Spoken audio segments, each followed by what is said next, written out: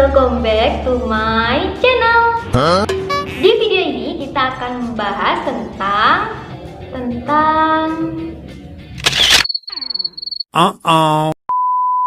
kita akan membahas tentang komunikasi verbal dan juga non-verbal. Tapi sebelum itu, seperti biasa, jangan lupa untuk like, comment, share, and subscribe.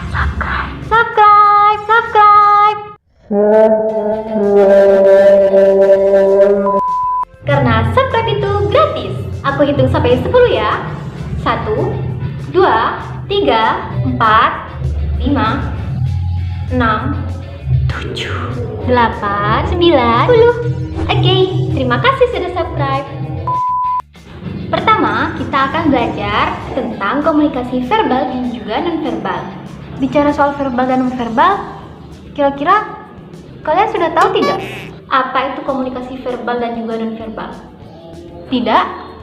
Fix, kalian harus tonton video ini sampai akhir. Jangan di-skip.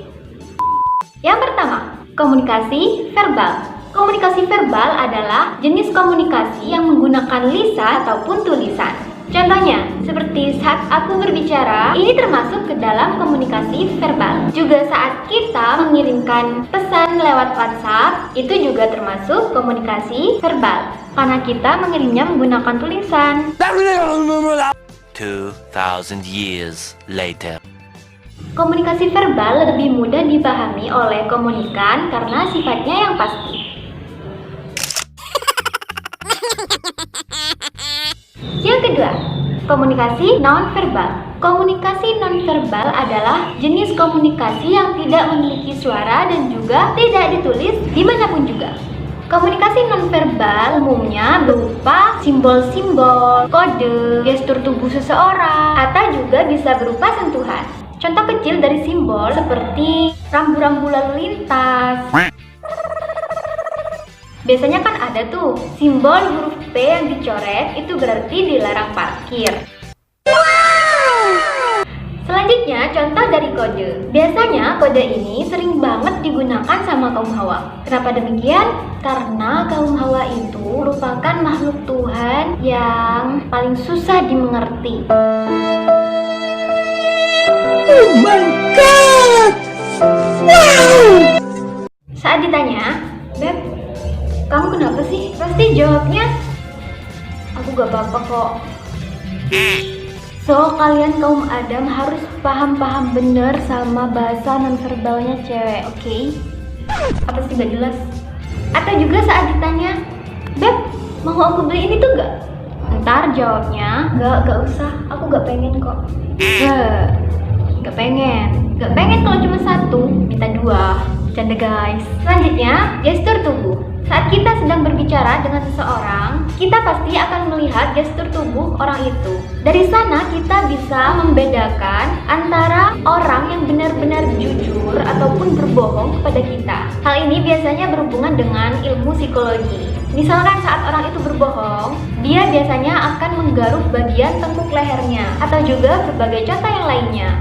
Dari gestur tubuh, ekspresi, kontak mata, dan bahasa tubuh lainnya, kita bisa membedakan mana orang yang sedang bahagia, mana orang yang sedang sedih. Terkadang ada juga kok orang yang pandai menyembunyikan kesedihannya.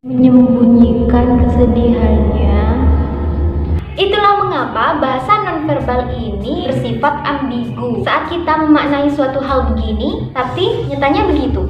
Hah? Gimana sih?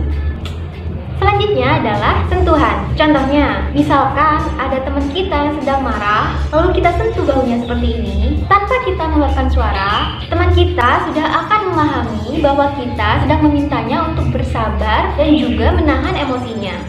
Atau misalkan saat kita sedang marah, ada seseorang, lalu kita memukulnya seperti ini, tanpa kita bersuara, cukup menggunakan sentuhan juga ekspresi marah kita, orang tersebut pasti sudah akan mengerti kalau saat itu kita sedang marah. Antara bahasa verbal dan juga non-verbal memang berbeda, akan tetapi sangat erat kaitannya dan saling mendukung, seperti aku dan kamu.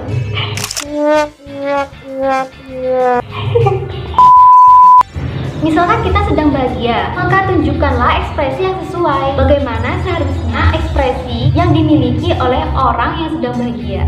Jangan malah kita memasang wajah melas seperti ini. Kan gak jelas banget guys. Jadi lakukan yang sesuai.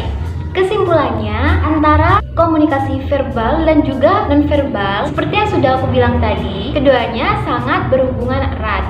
Jadi harus sesuai dan saling melengkapi. Oke, itu tadi sedikit penjelasan dari aku. Semoga bisa dipahami oleh teman-teman semua dan semoga bermanfaat. Thank you for watching. Wassalamualaikum.